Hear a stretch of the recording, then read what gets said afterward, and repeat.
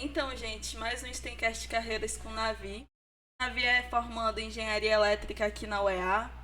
É analista júnior na Fundação Paulo Feitosa, na área de testes. E ele vai falar um pouco sobre a trajetória dele até aqui.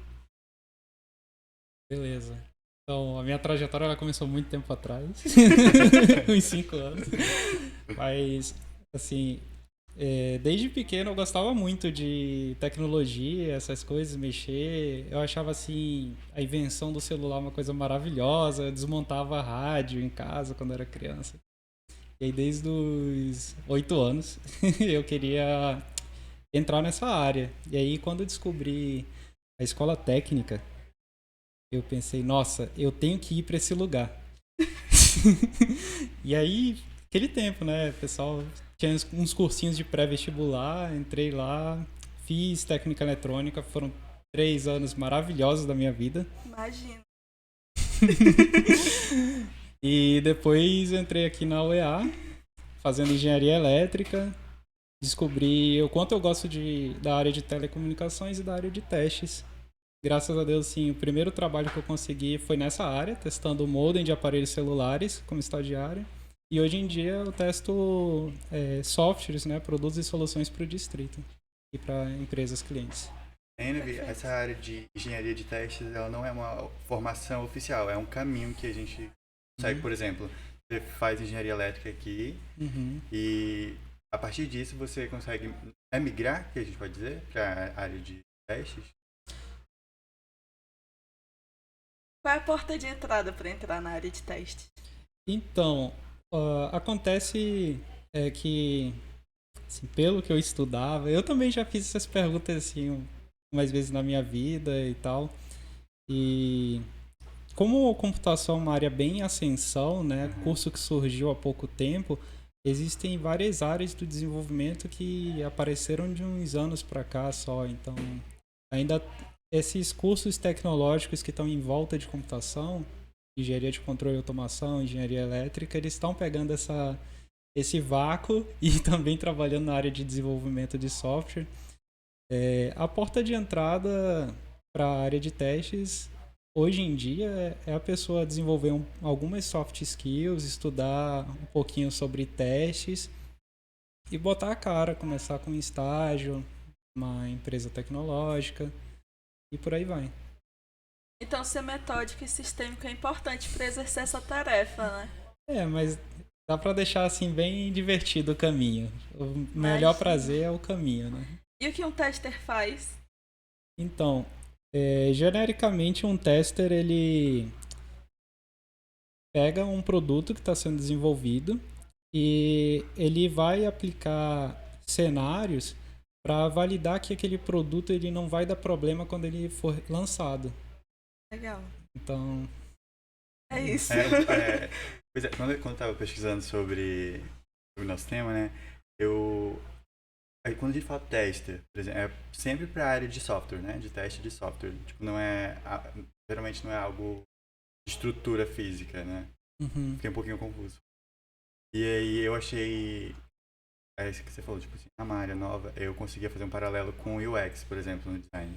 Que eu achei que era uma formação, era um caminho dentro do design. Na real não é, né? Tipo, você tá ali ao redor e você consegue acessos pro UX, tipo, de várias formas. O que você faz hoje lá na fundação? Então, hoje em dia eu trabalho lá num setor de software, eles têm o setor de engenharia e o setor de software, onde eles fazem os projetos para os clientes, né, as empresas. E nessa área de software eu testo o software que está sendo desenvolvido por um time lá. E aí tem toda aquela responsabilidade, né, de agora eu não sou mais um estagiário. Sim. Que vai ter um tutor que vai ajudar ele quando ele se sente perdido. Hoje em dia agora eu tenho... você, né? Nesse projeto específico eu estou trabalhando como um tester sozinho. Há outras empresas que têm um método diferente, né, que eles têm um time de testers. Sim. E aí o time vai testando as demandas da empresa. Mas no caso da empresa que eu estou, ela destina um tester para cada alocado junto com o time de desenvolvimento.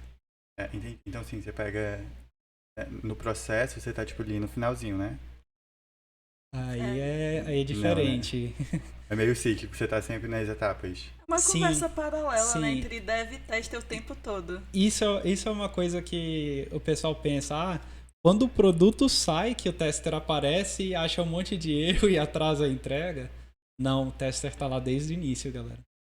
Porque quando um projeto ele tá sendo bolado lá no início, antes de dar início às sprints e tal, quando o pessoal tá lá no cerne, né, planejando, fazendo brainstorming de como eles vão desenvolver a solução, o tester ele tá lá para pensar em casos de teste, pensar na usabilidade, em funções que seriam interessantes adicionar.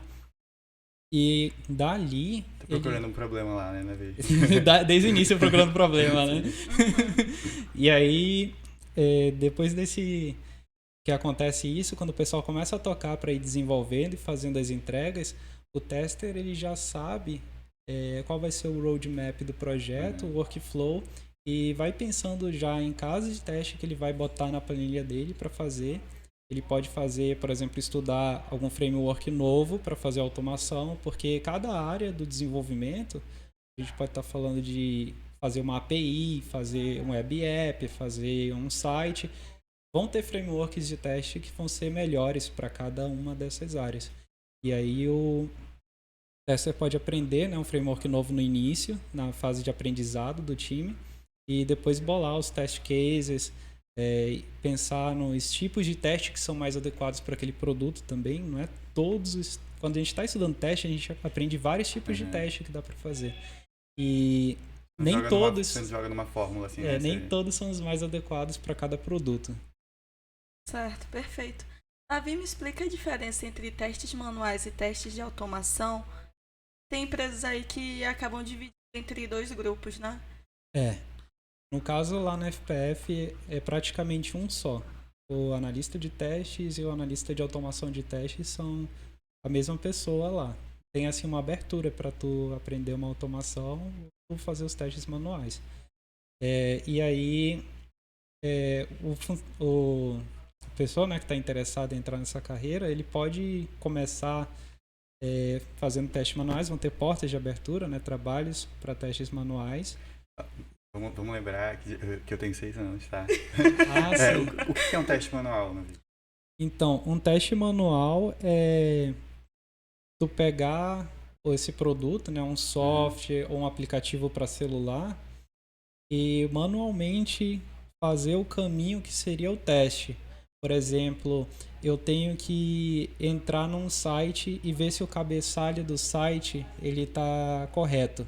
Então eu pegaria o aparelho, entraria no navegador, abriria o site e iria ler se o título, a tag de título está correta.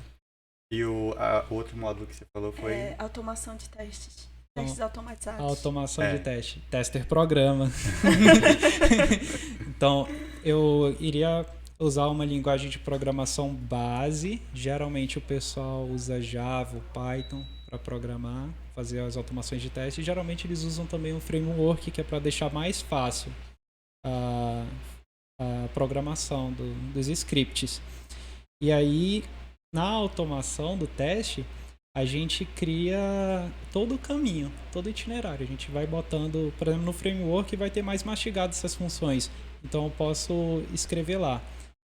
Configuro, né, o navegador. E aí eu boto, abra o navegador, entre em tal site, puxa a tag do título e eu coloco um igual lá para ver se ela é igual a que eu desejo. E aí eu aperto no play e começo a fazer o teste. Então, é mais seguro fazer automatizado? Eu acho que depende do produto que está sendo testado, né? Depende. E depende do ciclo de evolução daquele mesmo produto, ou não? Isso é um bom ponto, porque quando a gente está bolando, né, os testes que vão ser feitos para aquele software, talvez mesmo que a gente possa automatizar todos, alguns a gente até faz manualmente para ter mais segurança.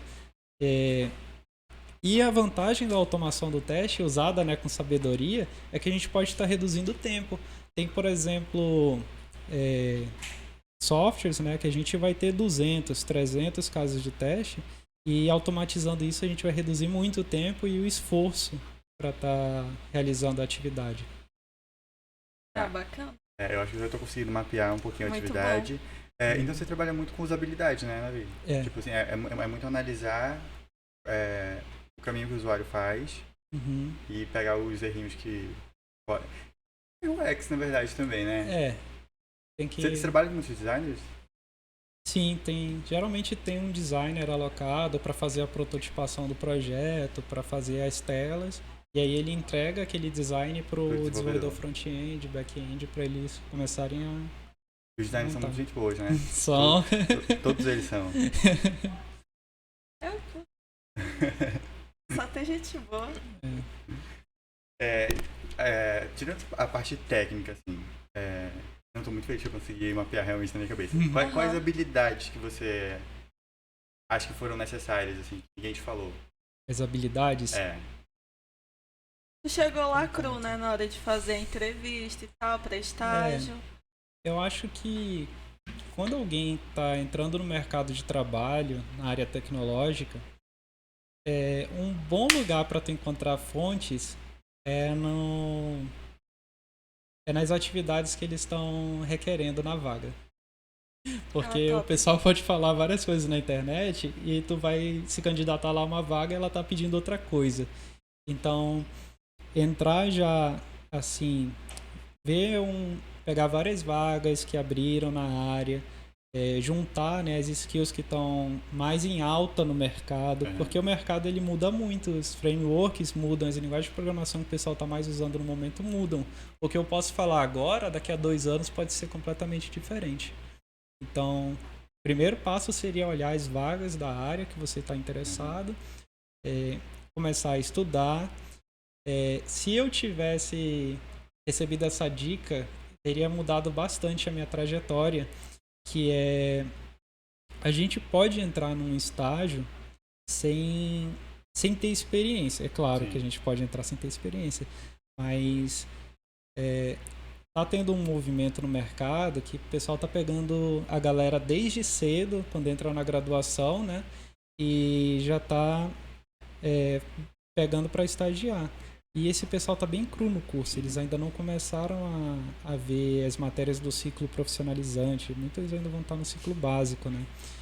E o importante seria começar a estudar por fora, algumas soft skills, algumas linguagens, né? Alguns requisitos técnicos da área. E, por exemplo, nessa área de computação, é muito interessante quando tu estiver estudando, geralmente para finalizar um curso, eles pedem um projetinho para fazer. E comitar isso, colocar num repositório de projetos, ajuda assim muito, porque não é só eu estudei e eu fiz um projetinho aqui, eu estou indo atrás. Então você acha que é negativo alguém em períodos muito cedo começar a estagiar, por exemplo? Não, eu acho ótimo. Eu acho que também, porque a pessoa vai se adaptando até ao ambiente também, né? Tipo, soft skill, que ela vai entender como funcionam os grupos, as interações. Eu acho que fazendo isso que você falou, tipo, procurando cursos que consigam agregar esse conhecimento técnico, facilita muito o caminho, alinhar a experiência ali com o conhecimento teórico, né, de sala de aula. E é uma área nova. Hoje em dia, a grade curricular de várias universidades estão procurando se atualizar justamente para se encaixar nesse perfil de mercado, né? Aqui em Manaus tem muita vaga para engenharia de teste? Tem. Demais. Demais, é o que mais tem. E cabe designer lá, né, Davi? Cabe. Designer também pode ser tester. Porque ele precisa ter conhecimento de programação, né? Precisa saber, pelo menos... E tá aí um tabu que tem, né? O tester, o que ele pode programar, né? E o caminho de como que ele vai estar elaborando os testes. Porque a gente falou aqui do tester, ele pensar do lado do usuário. Só que não é só esse lado que tem pra gente pensar quando a gente está elaborando os casos de teste. A gente também pode ver o lado do programador, as funções, as APIs. Então é bom a gente entender um pouquinho do que está sendo desenvolvido lá, até mesmo para quando a gente for reportar uma issue, reportar um bug que está tendo. Porque não é ser tester, não é dizer, olha, esse é um problema, vocês têm que resolver.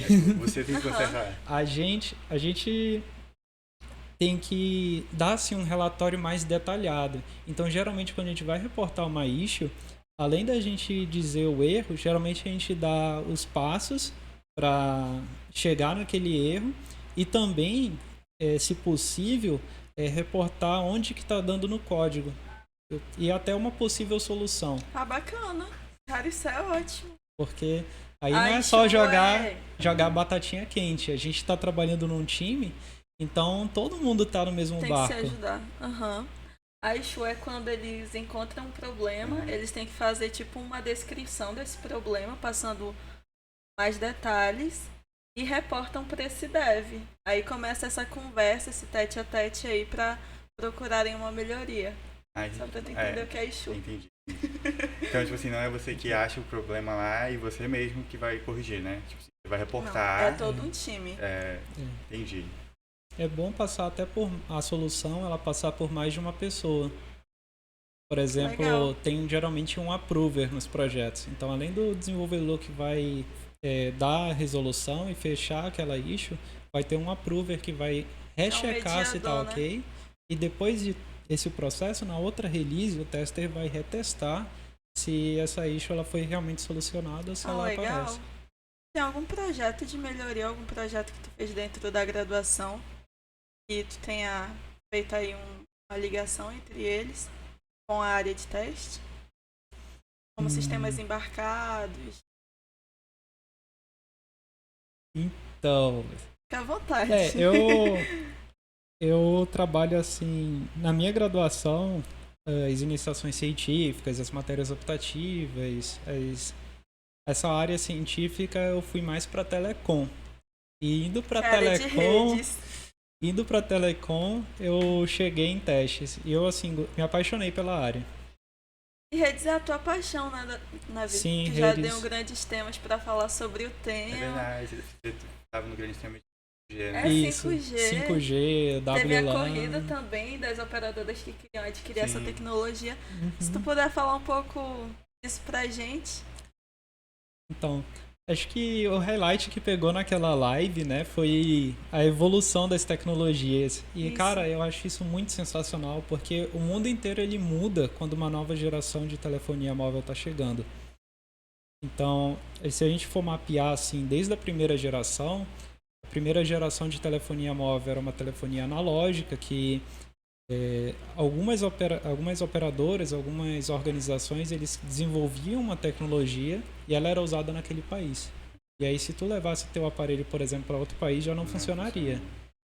E aí, assim, começou do jeito errado, né? Começou sem uma padronização, começou sem ter, assim, uma versão para todo mundo usar, ter um norte para começar. E isso foi aparecendo com o tempo. Então, na segunda geração, já existia algumas tecnologias que foram utilizadas e adotadas em outros países. Então, foi tomando popularidade. Agora, falando sobre as novidades que apareceram, a primeira geração de telefonia móvel foi um marco assim, para o mundo, porque foi a primeira vez que alguém conseguiu se comunicar com outra pessoa em tempo real a longas distâncias. E na segunda geração, já era digital esse sistema. A gente já usava um telefone menor, né, que não precisava daquela antena gigante, daquela bateria que acabava logo, daquele plano super caro. Mas desde a primeira geração não tem fio, né? Tipo, sem fio. E aí, na segunda geração, né, já era uma comunicação digital. Dados ainda não foram implementados. Isso é uma coisa bem interessante, porque quando saiu a segunda geração ainda não tinha comunicação de dados. Ela foi o GSM, né, que era a tecnologia utilizada, mais popular. Ele tinha o canal dele de voz e ele tinha um canal para SMS. Então a gente podia também mandar mensagens a longas distâncias para as pessoas, um substituto, né, que não aconteceu por e-mail. E depois disso foi chegando novas atualizações. Essas versões da segunda geração até a atual, eles continuam sendo atualizados com o tempo. Então, depois disso, quando o 2G apareceu, eles criaram o GPRS e teve uma tecnologia intermediária de dados. E aí foi a primeira vez que alguém sem fio pôde usar a internet para fazer web browsing, acessar aquele portal web, acessar a internet em um aparelho móvel. E na terceira geração começou a mudar muito as coisas. Porque na terceira geração a gente já tinha uma internet um pouco mais sólida, com uma camada de dados um pouco mais sólida, com uma banda maior. Então foi assim um advento para o GPS, começou a fazer sentido. Meio recente, né? Tipo, uns 10, 12 anos? Uns 12, 15 anos talvez.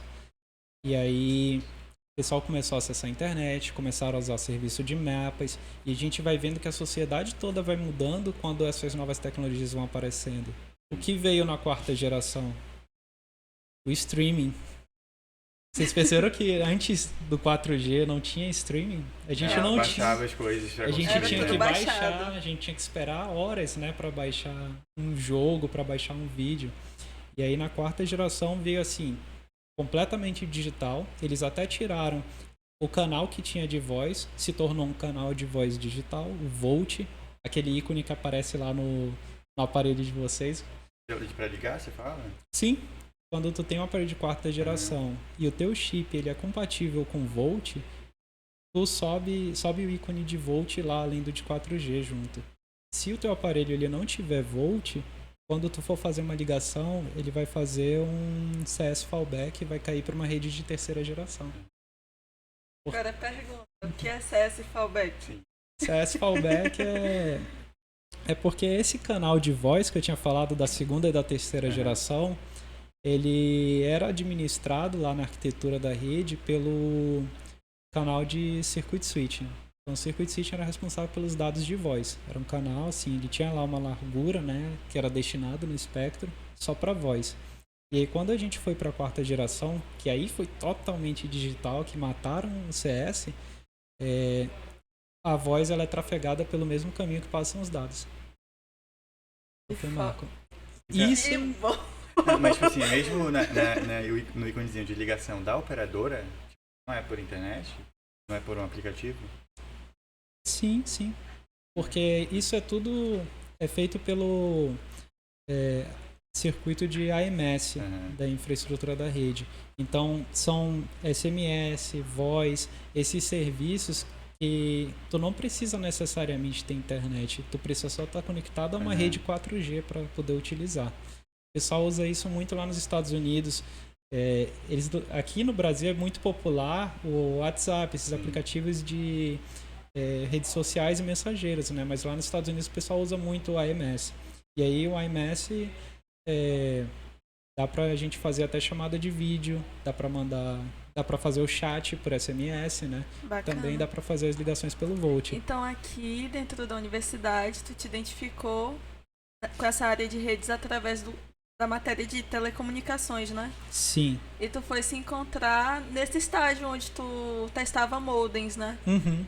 E como é esse universo de modems? Que eu vi isso em um momento da minha vida, que eu tinha o pendrive lá com chip e usava, e depois isso sumiu.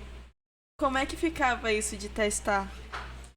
Então, tinham vários test cases, assim, foi um aprendizado muito grande, porque, nossa, isso era uma coisa que eu sonhava, assim, desde criança estudar, né? Entendo. E aí, primeira vez que eu consegui, nossa, eu não achava que aqui no Amazonas, em Manaus, eu ia conseguir uma oportunidade para estar trabalhando com modems de celulares. E, nossa, foi uns anos assim muito bons para minha vida, muito engrandecedores. E os testes eram assim, uma coisa que não era do meu controle, né? Não era como um projeto para uma solução, era assim, uma coisa test maior cases, que você, né? isso, test cases que vinham para executar. E aí a gente também tinha um incentivo, fomento para desenvolver as automações. Era um teste manual, a gente ia aumentar para carga de automações. O modem esse mesmo que você falou? Você deixava os Lembra modems do modem antigo e tal? Wi-Fi. Tinha Wi-Fi? Tinha não nessa época? Não tinha não. Era o chip, tu conectava Então tem tempo já que usava. você tem Não, contato. esse foi foi modem de celular mesmo. Ah, tá. Foi em 2019 que eu comecei a trabalhar. Isso é uma coisa que então você desde criança você tinha vontade, né? Cara, eu lembro da internet de escada, era uma Eu tristeza. eu tinha um pouquinho de vontade também, mas eu acho que era mais assim.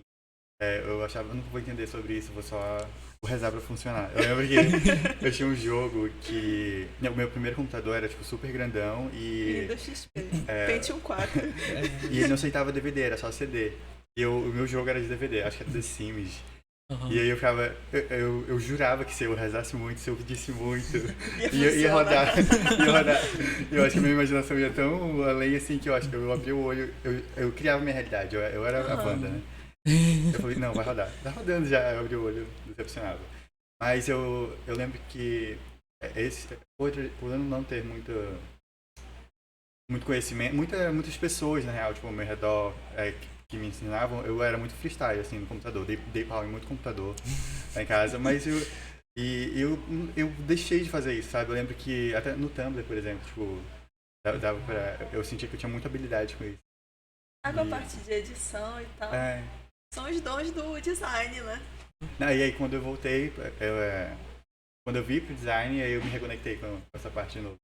Eu lembro que eu lembro que eu não abria mais computador, assim. Tudo que eu usava era pelo celular.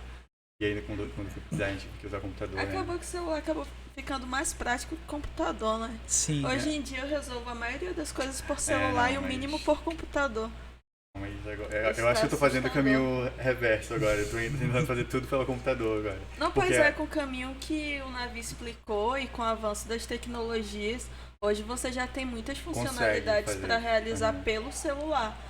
Aí eu pego poucas vezes no notebook no dia, porque hoje até edição de vídeo tu faz pelo celular.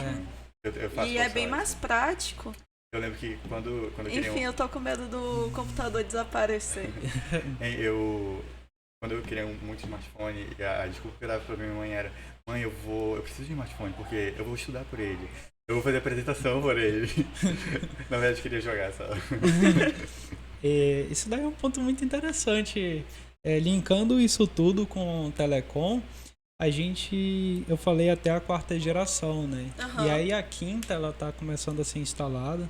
Já teve os murmúrios já foi aprovado pela Anatel, a galera já comprou o espectro. E tem várias novidades que estão vindo por aí, como uma grande diminuição na latência, um grande aumento na largura de banda e slicing, né, para um tratamento diferenciado para cada aparelho que vai estar se conectando. Mas quando você fala sobre essas gerações, elas são todas aplicadas só tipo para dispositivos móveis, né? Não, serve para tudo, porque tudo muda. Eu vou ter um ping de 15 agora aqui em Manaus. Smart TVs hoje em dia, por exemplo, eu falei sobre as features agora, né, de 5G que estão chegando. Mas o que isso vai mudar, por exemplo, no nosso dia a dia, né? Por exemplo, óculos pra gente ter acesso à realidade aumentada. Antigamente, né? Ainda nem chegou aqui. Mas o pessoal precisava ter um óculos, que era um equipamento caro. E pesado. Que se conectava a um computador, e um computador potente para rodar, que estaria conectado a um servidor, e tudo isso teria um ping alto, teria um processamento grande, um consumo energético grande do teu computador, do teu óculos para realidade aumentada. E o que está sendo oferecido com 5G? Cloud Computing. Então, todo o processamento agora vai passar para ser em nuvem. Vai ter uma estrutura, né? Vai passar por um canal de Edge Computing que vai estar acelerando as texturas do teu jogo regionalmente. E quando chegar no teu aparelho, teu aparelho vai ser só uma casca que vai acessar tudo isso. Então, eu acredito que vai ser uma coisa que vai crescer bastante. O pessoal vai estar migrando, né, de consoles, aqueles aparelhos que acessavam para cloud. Então você não vai mais precisar por exemplo, de uma máquina muito potente para ter gráfico bom. É isso, mais ou menos. Isso. Nossa, isso é muito bom. Nos tempos de hoje, até redução de cabos. É porque vai ser tipo, você vai estar acessando tipo uma simulação você tem hoje de que é um super processador. Eu falo palavrão. Isso mesmo. Acho que é a aplicação do que o Tesla já dizia, só que só agora a gente tá acreditando nele, né? Que é o uso de redes. Davi, então, qual é a ligação que tu faz? Qual foi a importância do técnico em eletrônica do que tu faz hoje? Porque de lá pra cá houve toda uma caminhada durante a graduação, mas eu acredito que o técnico ele tem sempre um diferencial. Qual foi o impacto desse técnico na sua vida profissional? Olha, bem legal, bem intimidadora essa pergunta, né? Então, gente, um técnico, assim, eu tive uma entrada nesse mercado tecnológico, uma entrada na área da ciência e tecnologia mais cedo, e eu acredito que com isso eu tive um pouquinho mais assim de preparo para entrar no curso da graduação com mais certeza do que você queria, né? Muito bom para decidir, às vezes até para decidir fazer outro curso, né? Sim, Legal. Porque mas já no tá, técnico assim, tem bastante aula prática, né? Tem bastante desafio, projeto. Sim. Não sei se tu pegou em eletrônica digital o projeto do JB. É o clássico cronômetro. É o clássico do aluno ifaniano do distrito. Sim. Pra mim aquilo ali foi um divisor de águas. Pra ti teve impacto? Cara, teve. Eu gostava muito. Gostava muito de, tipo... É porque o jovem que ele entra no curso técnico, ele quer pegar um equipamento e acender um LED. Fazer aqueles circuitos que o pessoal vai ensinando e entender para que a gente está fazendo aqueles circuitos, por que eu estou fazendo um amplificador, para que eu estou fazendo um circuito digital. É, assim, muito interessante. Tu consegue chegar no ponto que tu quer. Bem mais cedo. E essa experiência do técnico deu mais clareza, então, né? Sim. Seja, óbvio, né? E esse teu caminho até o testes, ele não foi, assim, você não premeditou ele, né? Não. Tipo assim, você tava no ambiente, teve acesso e foi indo, né? Foi... Mesmo porque é novo, como a gente falou, né? Foi aparecendo. Eu fui gostando da área, né? De engenharia elétrica, de telecomunicações, entrei no curso. Fiz as matérias, concluí as matérias ciclo básico, bem difíceis. Eu que digo. É complicado, mas venceremos. E aí, quando começaram a ter as matérias assim de base do curso, aquelas pré do ciclo profissionalizante, que é mais pro final, fui indo para a área que eu gostava mais, porque não para algumas pessoas isso não acontece. Mas o curso de engenharia elétrica que a gente tem aqui na UEA, né, que a gente tem em algumas universidades, ele é um curso de elétrica geral. Então, no curso de elétrica geral, tu não tem uma ênfase. Uma ênfase é uma limitação do que tu vai ver no teu curso. Então, por exemplo, engenharia elétrica com ênfase em eletrotécnica. Tu vai ver só a parte de eletrotécnica do teu curso de engenharia elétrica. Aqui não, aqui a gente vê as três, eletrônica, telecomunicações e eletrotécnica. E aí a gente estava comentando o negócio do som. Lá no outro é direcionado. Cabe onde? Essa parada que a gente estava falando. Áudio? Telecomunicações também, na área de processamento de sinais. E se tu não fosse para a área de tester, tu trabalharia na área de áudio? Sim. Trabalharia primeiro com telecom. Assim, hoje em dia eu tô muito apaixonado, muito contente com a área de testes. Tá me sentindo assim participativo nesse movimento que está aparecendo no mundo, de que o desenvolvimento, os programadores está tendo um boom, né? Tá muito boa a nossa área. Mas para estudar até hoje, assim, as matérias optativas, trabalho de conclusão de curso é na área de telecom, que Legal. Me agrada bastante. Qual foi a optativa que tu fez que, assim, caramba, valeu a pena ter feito essa matéria? Ou matérias? Matérias.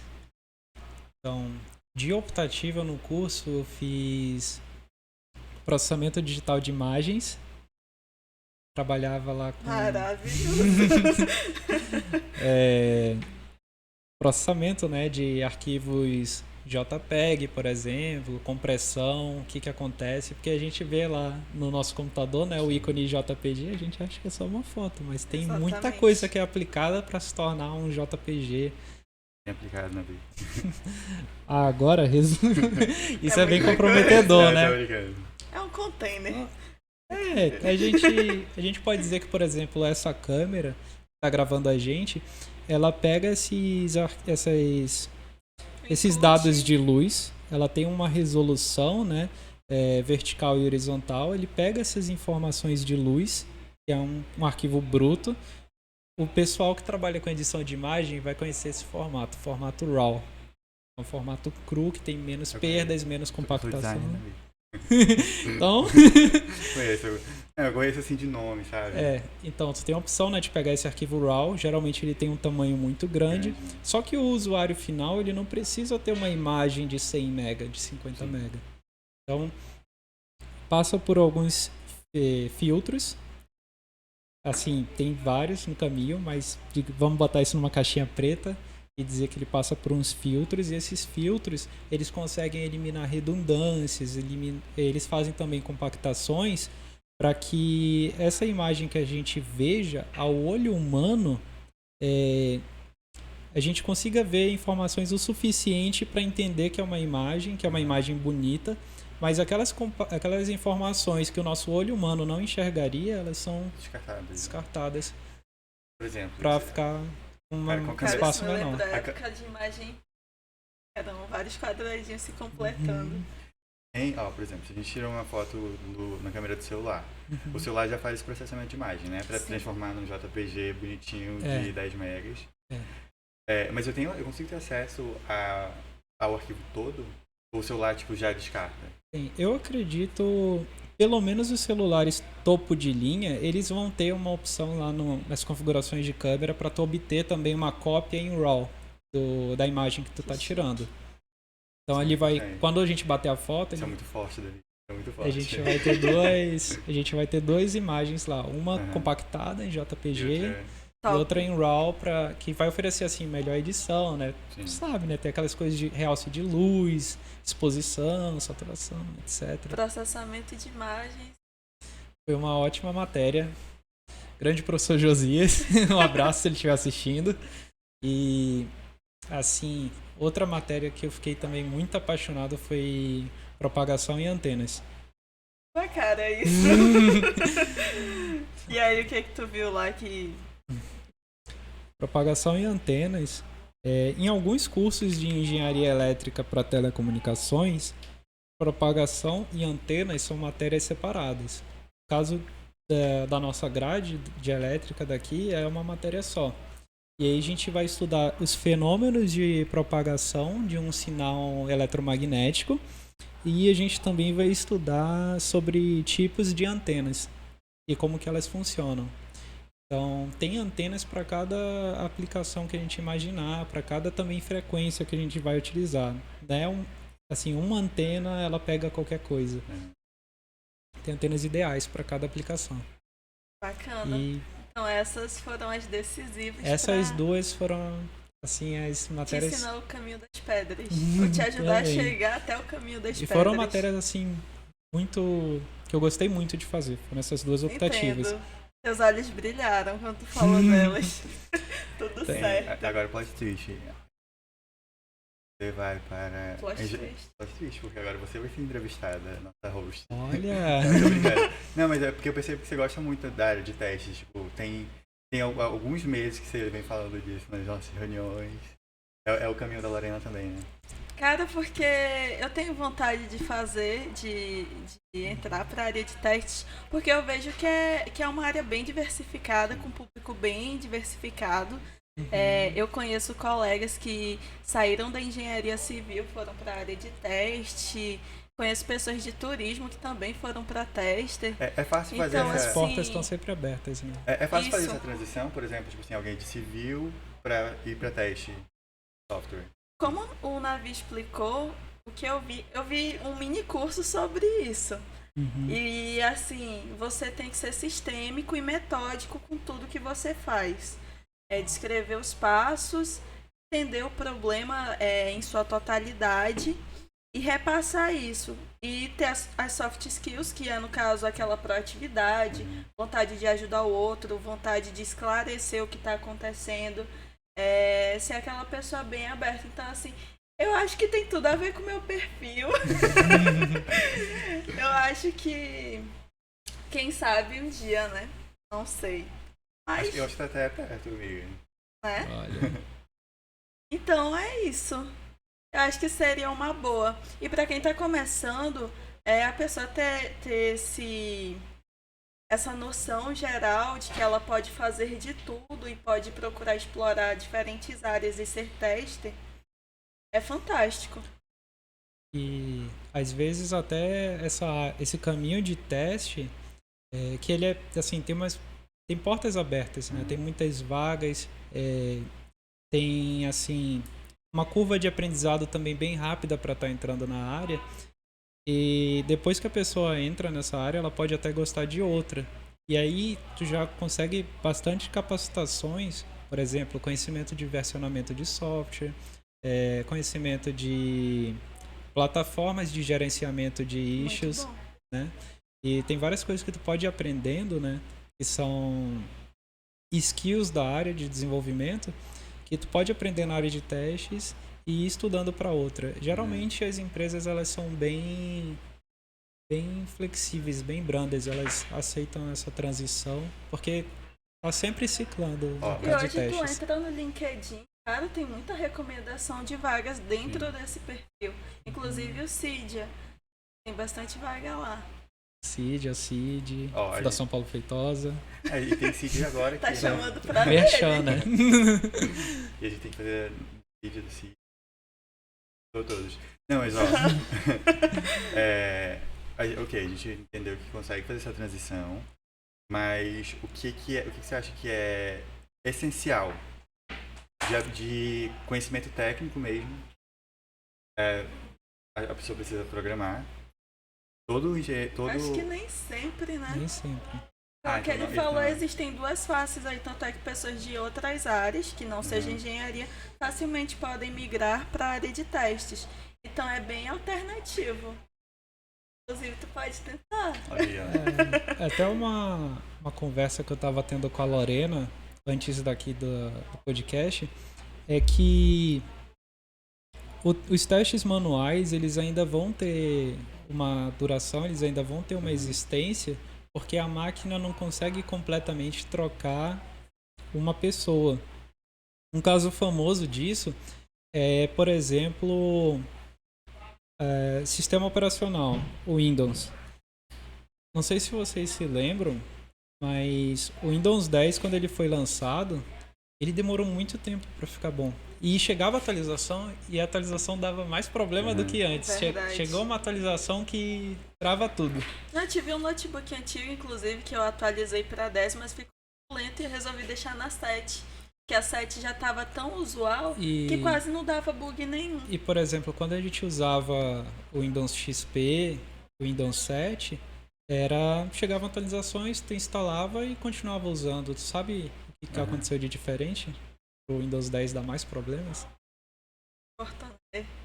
Não, a Microsoft fez uma grande demissão naquele tempo e eles automatizaram todos os testes que eles faziam para o Windows 10. Então, o que antigamente A era... máquina não detectava Eles essas tinham, falhas, né? eles tinham um banco gigante, assim, vários funcionários. Tinha equipe de funcionário que testava para vários tipos de impressoras. Tinha equipe de funcionários que testava para vários gadgets. Tinha funcionários que testavam navegadores. Eles tinham milhares de funcionários que testavam o sistema operacional antes de ser feita a release, o lançamento.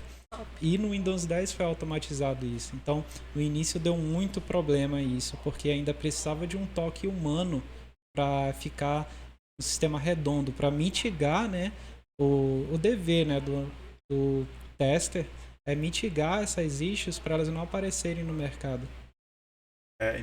Do 11 tá automatizado? Não, né?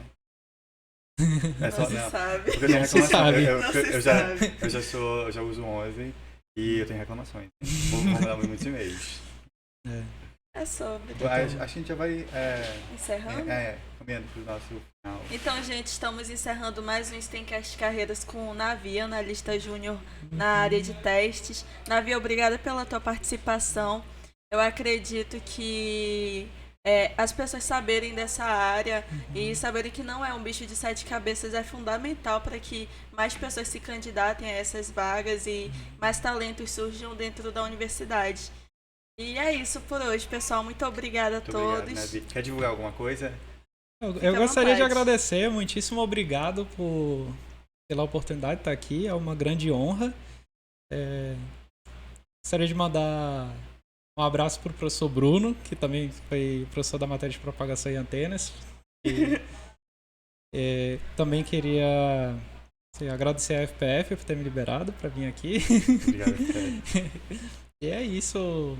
Eu dou todo incentivo, assim, eu espero que os profissionais, né, o pessoal que esteja entrando na engenharia, que dê uma olhadinha com cuidado na área de testes. Também pode ser assim, pode ser a profissão que eles vão querer. E tem outras áreas também que a pessoa pode se desenvolver. Acho que foi bom. A gente conseguiu clarear o tema para uma criança de 6 anos. Então, muito obrigado, né, Vi? Muitíssimo obrigado. Até a próxima, né? Eu e Lorena. Tchau. Deu certo?